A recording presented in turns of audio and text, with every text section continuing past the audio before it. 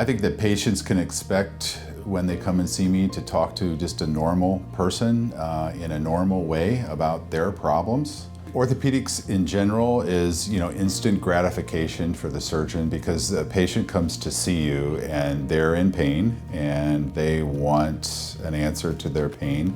And if you can give them relief, then it's instant gratification. It's a nice field to be in. It's really healed well, okay? Mm-hmm. Make a fist for me.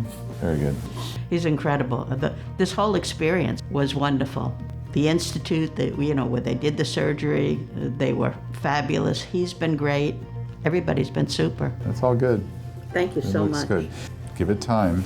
Okay. It may get all the way better, you don't know. Right. I think you want to try to limit the amount of surgery that you do in every patient. We exhaust all non-surgical measures first before treating it, and we treat tons of that, but surgically and non-surgically, but that's the philosophy. All right, it's this thumb. He explained that it was trigger thumb and that hopefully the injection will solve my problem. Let's give that 3 weeks, see how it does. And if in 3 weeks you're okay, then you're fine. You don't have to come back and see me.